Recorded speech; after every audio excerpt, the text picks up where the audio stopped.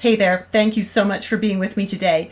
Today we are going to talk about clearing up the confusion. There is so much confusion out there about iridology, and so much of what we see out there that is leading to the confusion is outdated information. And I would bet that 70 to 80% of what I see posted on the internet is outdated information. When new information is presented, when new research is presented, that old information just doesn't seem to want to go away. My name is Judith Cobb. I'm a master herbalist, natural nutrition clinical practitioner, and a certified iridologist, as well as a certified comprehensive iridology instructor with the International Iridology Practitioners Association. I'd love it if you would take a moment and introduce yourself in the chat box. And if you have any questions as we're going through this, please post them or any comments. I love to see your questions and comments. The very first myth that we are talking about today is the owl story. How many of you have seen or heard the owl story? Yeah, you have? Okay, great. Thank you. And so here's the way I heard the owl story. Now, having been a holistic practitioner for 40 years, this is one of my first introductions to iridology. It goes like this. In the 1800s, there was a young boy who was 11 years old. His name was Ignaz von Petzschley. That's the only thing that's consistent amongst all the stories. The story goes on that he caught or trapped a hawk or an owl, and the owl or hawk, the bird of prey, had or got a broken wing or leg during the process somehow, and that this young boy took this animal home to nurse him back to health. In the process, he noticed that this animal, this bird, had a dark line that formed in its iris, and as the bird was healing, the dark line disappeared. Now, the question I have about this is, if that is true, if that is possible, why has this not been replicated? Now, as we do this, I am certainly not dissing Ignaz, because we love him for his curiosity and for the fact that this actually led him to begin to create the first map of iridology when he was an adult. Bill Cardona, who is one of the fathers of constitutional iridology in North America, says this: modern iridology can explain the owl story. Von Petzschley's story from a very long time ago has not been reproduced. And I'm going to interject here. Don't you think that if this could be reproduced, that all the wild birds that are caught, that have an injury, that are caught in an oil slick or whatever, that maybe get a broken wing or a broken leg as they're being captured to take to a rehab center, don't you think that with all those birds that have had broken limbs were taken to a rehab center, that somebody there, a technician or a veterinarian, would have noticed something in their eyes? But nobody has ever reported that. So as Bill Cardona goes on to say, it's just a waste of time to repeat it. It just creates confusion. Critical thinking is required when applied to any topic. He goes on to say, if you look at a picture of an owl's eye or most any animal, the structure of the iris is different from humans. There is no anterior stroma, just a smooth posterior leaf without individual strands of fiber. So it is structurally impossible to have such an event as what Ignaz saw in those eyes. So it's important to understand that animal eyes are different from human eyes. And we're going to look now at some of the other points that are out there that create a lot of confusion amongst people who are studying and working with iridology. The next myth: let's monitor your progress and look for changes in your irides. Now, these are the eyes of my husband at age 42 and age 65. Many people, when they look at these, they go, oh my goodness, your husband's done so much cleansing. His eyes are so much brighter. Look at how the pigment is so much lighter, all that kind of stuff. And the fact of the matter is, nothing could be further from the truth. That's not to say he's got a junk food diet, because after all, I am his wife. And we have a pretty controlled, very healthy diet.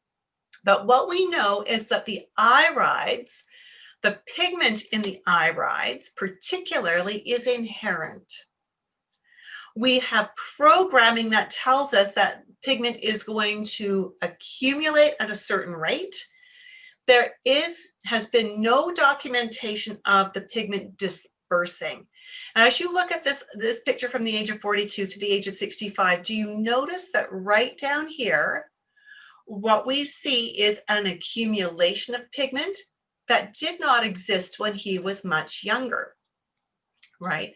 And so I'm just going to see if I can get, no, I did not mean to do that.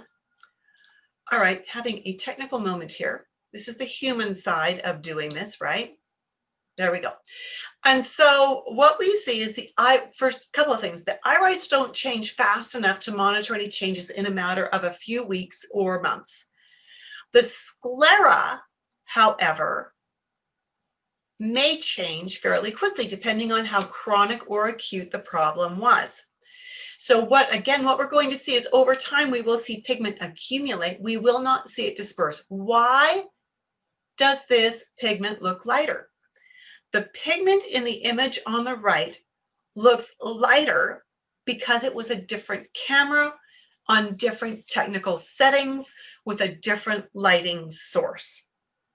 These are really important variables that we need to always be aware of when we are looking at eye photos. Were they actually taken with the same camera? Was the camera on the exact same settings? And if the camera ran on batteries, were the batteries equally powerfully charged in order for us to be able to compare a before and after photo? Does that make sense that that is a variable? Because if we use a different camera, the settings will be different. Everybody knows that different brands of cameras shoot differently. Back when we used to shoot film, and back when we used to print photos, it all depended on the brand of film and the brand of paper and what settings the developer used. So Alexa on Instagram is asking, how fast do irides reflect internal changes? So Alexa, the irides themselves will never show internal change. They show inherent potential.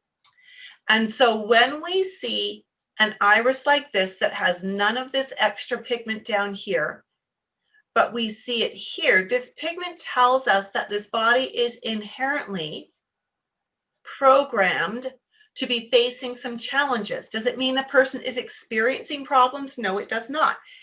It can mean that, but it doesn't mean it absolutely guaranteed. Why is that? Oh, because this is my husband. And I feed him very well. And we protect, like this particular pigment suggests liver wants to affect a lot of different organ functions in the body. But I feed him in such a way as to protect his liver and in such a way as to support his liver function, which means that he has no liver symptoms. Okay. And so when we are looking at this, this is the blueprint. It tells us what the body is capable of. It doesn't tell us what the body is actually doing. When we understand what the body is capable of, and we correlate that with symptoms, then we know what the body is doing. When we know what the body is capable of, then we want to make sure that we are engaging in supportive behaviors, diet, supplements, lifestyle that will help the body to function at its optimal possible abilities to stave off any breakdowns and to help it function well. All right. So and thank you for asking that question, Alexa. That is a really good question.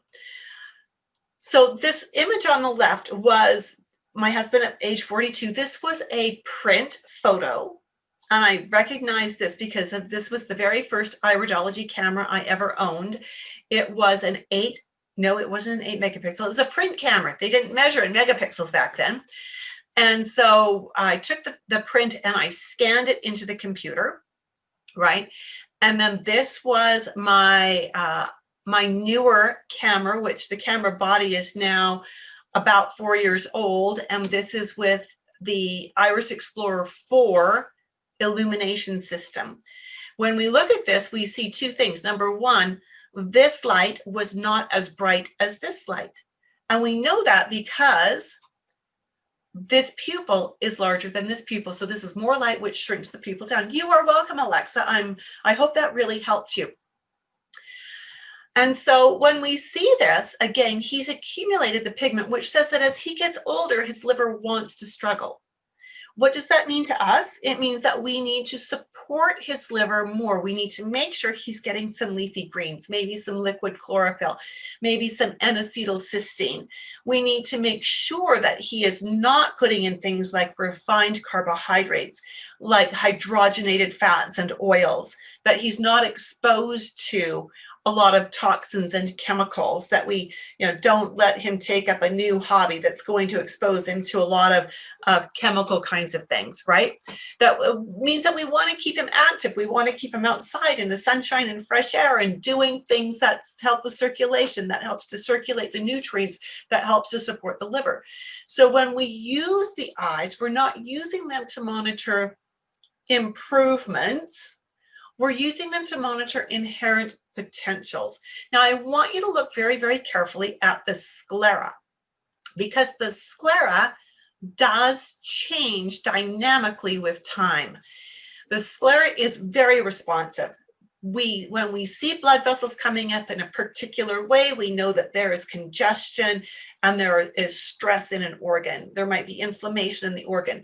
When we do the right things to support this body and feed it and nourish it, and we open up that circulation again, we take down the inflammation, we see the sclera, the blood vessels in the sclera change. So when we look up here, years ago, he had this little Harry Potter scar-like blood vessel. Do you see how over the 23 years that has gotten much heavier? That suggests that there is an increase in congestion in the organs in this organ reaction field. And we're not going to go into a lot of detail about what this organ field is right now. But this says very dynamically that yes, over the last 23 years, things have gotten a little bit worse. They've broken down some. And this suggests that we better be doing some research and paying attention to whatever is going on right here in this part of his body, whatever this organ reaction field is, to support the circulation, to support that organ, to help it work better. But then notice how this other capillary 23 years ago was much heavier, and now it's much lighter. So some of the circulation in this organ reaction field, whatever organ is sitting right here, has actually improved. So we can use the sclera to monitor the current ongoings within the body. Does that make sense? So we have a genetic blueprint and we have a dynamic map. Another thing we hear, and for those of you that are with me on Instagram, I'm going to take my camera off the stand and hold it closer, so I apologize if it's a little bit wobbly. Talk about healing lines. Back when I first learned iridology decades ago, we were told that whenever there was a trauma to the body, particularly a break or a serious tissue upset, that when it healed, there would be healing lines. We were also taught that broken bones and surgeries would show up in the eye. We now know that's not true. Now, here is a very precise case in point. These are my eyes. These are all my left eye. And here is my very sad story. This is my left eye from 2017, and specifically only showing the left eye because I want you to look right over here where that arrow is pointing. This is the arm area. Now, in 2019, March of 2019, I live in a part of the world where March is a very iffy month. What I mean by that is we get a lot of snow here, and in March it gets warm enough for the snow to melt during the daytime and cold enough for it to refreeze into ice at night. So on March 17th, early in the morning, I was on my way to public transit to go to a meeting downtown. And It was like 7 o'clock in the morning, which is still pitch black here at that time in March. And I did not see the ice on the sidewalk, and I fell. I knew instantly that I had broken my wrist. Only I didn't break it in one place, I broke it in 2 places. I called my husband, who had already left for work. He came home. By then I had managed to hobble my way back the 2 blocks to our home, where I waited for him to come to help me change my clothes to take me to the emergency room. I didn't want to go to emergency room in my good going to business meeting clothes. And so he got home, he helped me get changed. We went to the emergency room. I was in surgery that evening, having 2 metal plates and 12 screws put into my wrist. So so that's incident number 1. Now, as if that wasn't enough, on Mother's Day of 2019, visiting our son, so that was, I think, May 12th, I fell down the stairs at his house, tripped, I was wearing high heels, clipped my heel on one of the, close to the bottom stairs, landed on my elbow on a ceramic tile floor. Left arm again. So this is my left arm that got broken here. My left arm snapped the olecranon right off. Like on the x-rays, there is a gap of a full inch between the olecranon and the rest of the bone. So I was in surgery. We didn't get to the hospital till like 3 o'clock that afternoon, because this happened just after lunchtime. By then the emergency ER was filled. And so I didn't get into surgery till the next night. But again, the arm. So I want you to compare the arm zone to the arm zone a few days after the break and after the surgery, to the arm zone a week after the 3rd bone break in 2 months, and the 3rd surgery, because the first surgery required 2 incisions, 1 for each plate. I don't see any fibers there that show healing or disruption. And here we are, August 2019. Now you will notice that the camera was set on different settings, which is why the bottom photo is so much more washed out. But you will still see there is no change in that fiber structure whatsoever. So there is no such thing as healing lines, none whatsoever. In spite of the fact that here we are, January 2021, I have 99% use of my arm, which I was told I would be lucky to get 70% back. Love my physio and did everything he said I should do. But I've got like 99% of my range of motion and strength back. So this is brilliant. But my eyes would never, ever tell you that I've had a break or 3 or a surgery or 3 in the arm zone. So healing lines are an absolute myth. Let's go back to my husband's eyes for just a moment, because I'm sorry for those of you on Instagram, that's a little bit of seasick as I put my camera back on the stand. There we go. So back to the pigments of toxins, and that you can cleanse them out. The pigments show toxins and you can cleanse them out. This is not true. Again, these are inherently programmed. They are not the result of exposure to heavy metals or to sulfur. We are not going to do a cleanse to get rid of them. They're not going anywhere. Now, that doesn't mean that we can't accumulate toxins in our body. It just means that they're not going to show up in the iris. You may have symptoms of heavy metal toxicity or of some other kind of chemical toxicity. And in those cases, absolutely do what you need to get rid of that toxicity, but don't expect it to change your irides. Doing a cleanse may clean up the sclera. It may make the sclera clearer and brighter. It may help to shrink down some of the blood vessels that are engorged, but it's not going to change the iris itself. Harry Wolff, who again is one of the people who brought constitutional iridology to North America, says this, and I quote, "In fact, it's bogus and a dogma only found among some holdouts of the Lindlar, Kreitzer, and Jensen schools of thought. The notion that certain metals, minerals, toxins routinely show up as diagnostic indicators in the iris has long been refuted and proven unreliable." There is no evidence to support the notion that heavy metal toxicity is measurable in the iris, likewise drugs, candida, etc. Any pigment in the eye is genetically predetermined, as is the overall color scheme of the iris. All right. So again, as we're going through this, if you've got any questions, please post them for me and I will answer them. Back when I first started studying iridology, and for those of you on Instagram, I'm going to move this closer again. I was taught that we could take these little markings, these little openings that are called lacunae, and we could shrink them. If we did all the right things, we could shrink them or maybe even get rid of them completely. Now, it's important to remember that what these lacunae are is they are openings in the fiber. So they're a gap in the fiber. This is my son's eye. He's 25 years old. These photos were taken the very same day but with different cameras. I've got different illuminators.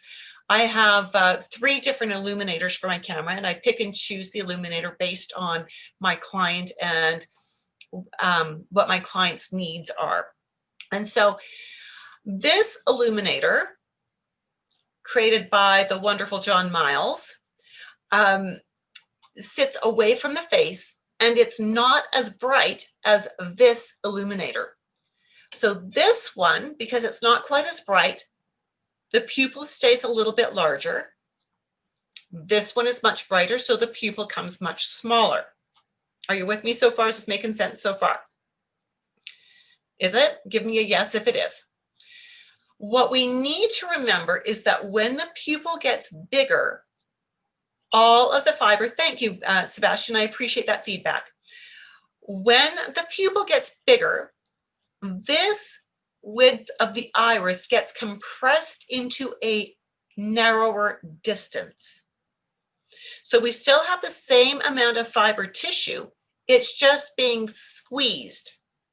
Okay, so I want you to think of if these were actually strands of cooked spaghetti, and you needed to get that piece of spaghetti to go from fitting an area this big to an area this big, what's going to happen to that piece of spaghetti? It's got to go wavy, doesn't it? I also want you to think about a balloon. You know the kinds of balloons that they have in children's birthday parties where you make animals out of them, and you can squeeze them and create a skinny area and a fat area. When we have a lacuna like this that is being compressed, pushed on from this side over here, we push outwards, so we're pushing this direction, it's going to make that lacuna appear fatter. Does that make sense? On the other hand, if we pull on that end of the lacuna, so now we're constricting the pupil and it's stretching the fibers this way, it's going to draw that lacuna narrower. Does that make sense? Does that make sense? Yeah? Excellent. Thank you, Sebastian. I appreciate that feedback. He's saying he understands. Excellent. So does that mean that the lacuna has changed? No, it doesn't. The pupil size has changed, and the pupil size has changed under the influence of the type and source and strength of light. And so we can't use, we don't change lacunae. They are inherent markings. They show us what this person has inherited from 3 and 4 generations back. They show us where this person could have potential issues. And that means that we want to ask questions about that area to understand if those issues are active now or not. All right. And then there's this one that just drives me round the bend.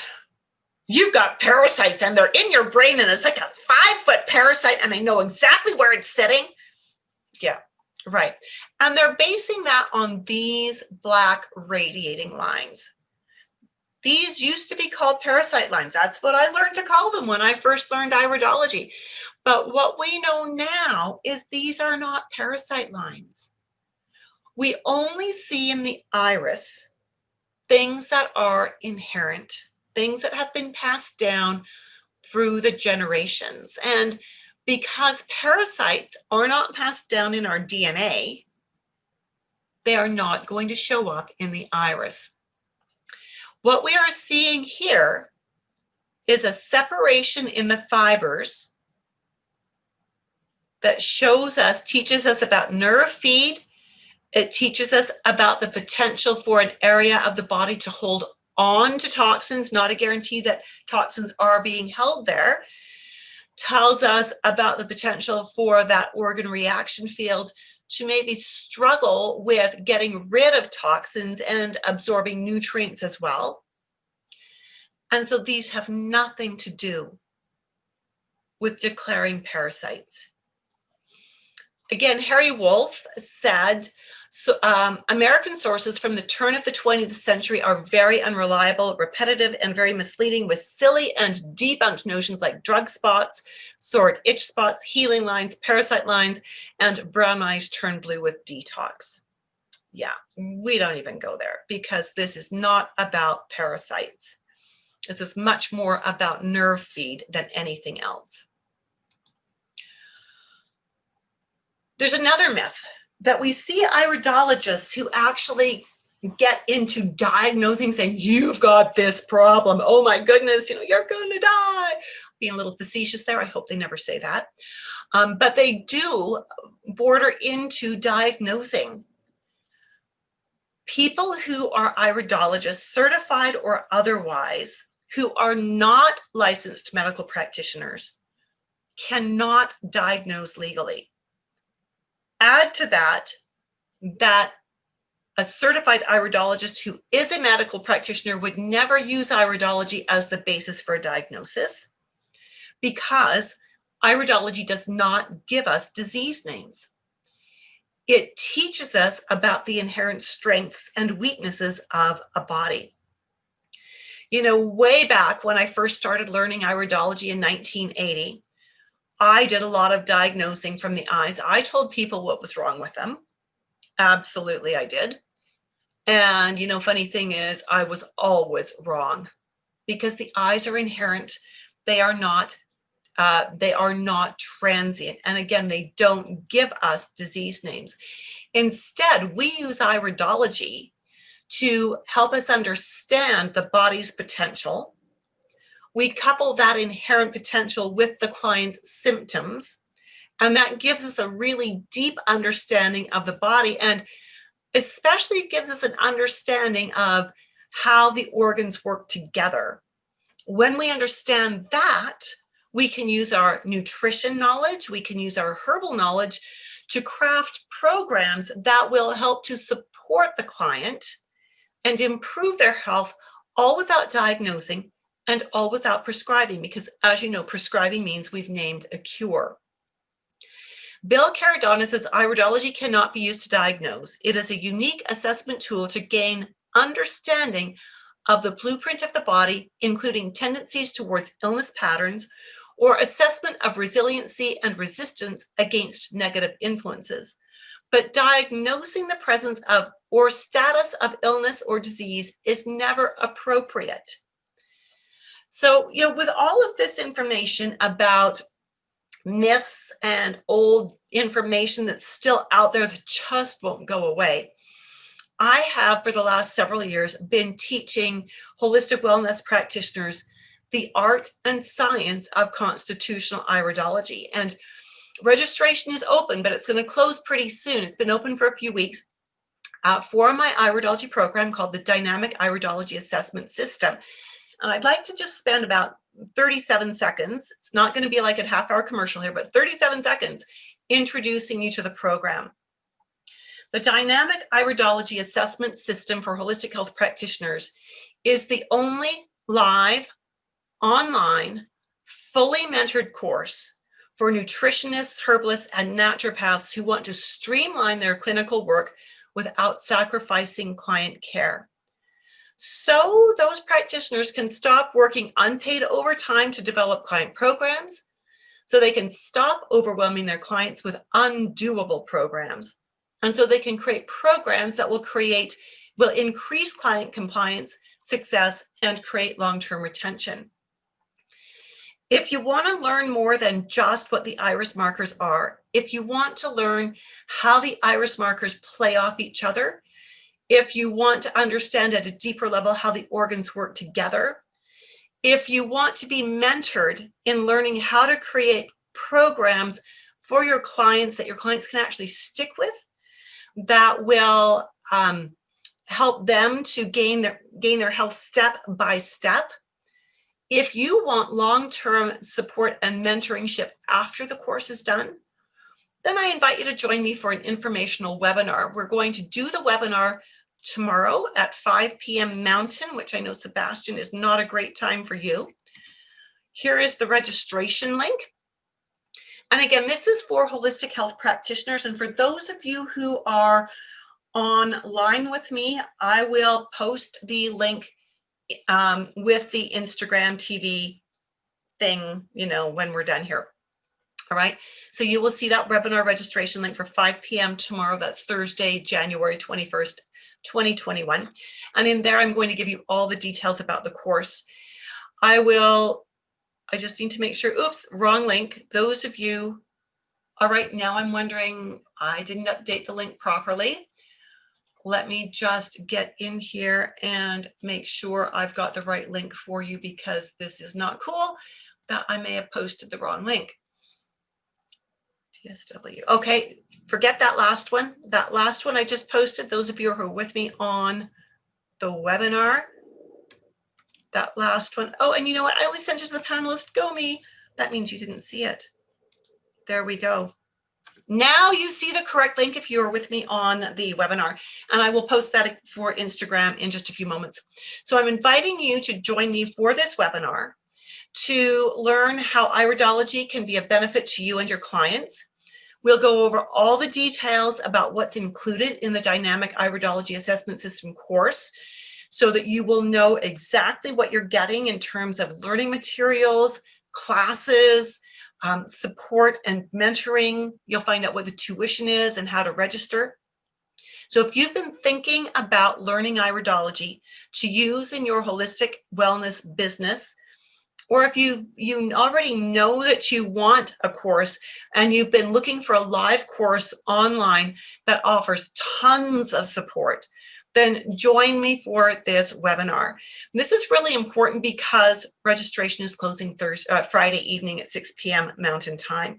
So tomorrow is the last ditch chance to actually get enrolled in the program. So I'm wondering if there's any more questions, anything that I didn't answer about some of the myths that are out there about iridology that you've been wondering about, confusion that you have encountered when it comes to iridology. And if you've got questions, lightning fingers, type them in and we will get them answered for you quickly.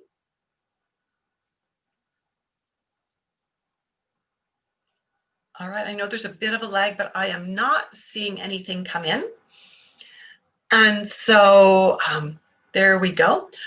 I look forward to hopefully seeing you tomorrow night at 5 p.m. Mountain Time for that little intro as to what's involved in the course. It's very clear. It amazes me that Jensen was so wrong. Oh, Sebastian, you know what? And we love Jensen because he kept iridology alive in North America through the Cold War years. And the challenge with what Jensen taught was that he was mostly Lindlar and Kreutzer for his research. And during the Cold War years, when research was continuing in Europe, none of that information came to North America. Jensen was a gifted chiropractor. He did so many people so much good. And he, he taught nutrition in a way that so many people, even now, don't even understand. He was a brilliant, brilliant teacher. And as he started to learn about constitutional iridology in his later years, he and Harry Wolf and Bill Cardona were at a symposium that Harry and Bill had put together. And Dr. Jensen gave Bill and Harry his blessing and wished them well from the perspective of he wanted them to continue bringing iridology up to date. And so, Jensen was working with what he had, and he helped so many people with what he had. We simply know more now, which means we can do even more good now. And so, yeah, I would never, ever say anything bad about Jensen, because he was the stalwart. He was the rock that kept iridology alive in North America for like 40 years. So bless him for that. And thank goodness he did, because it made it easier for Bill and Harry to actually bring the newer research forward, which is brilliant. I mean, science evolves. We know it does. And that's our responsibility as iridologists, is to keep up with the research. Heavens, I attended a symposium last fall online where we were exposed to new research about hematogenic or dark brown eyes. And it's stuff that I had kind of suspected all along, but didn't teach because I hadn't done enough case studies on it.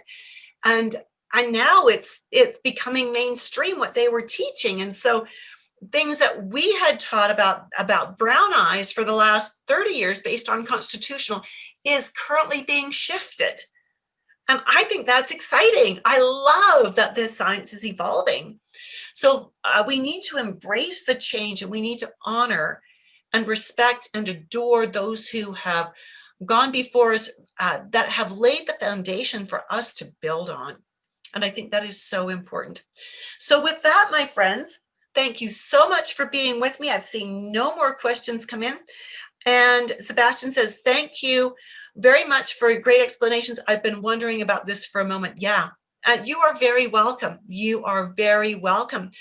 Again, I look forward to seeing you hopefully tomorrow evening in the webinar. And I will post that link to Instagram as soon as as soon as I'm able to. And we will talk to you soon. Thanks so much. Take care and bye for now.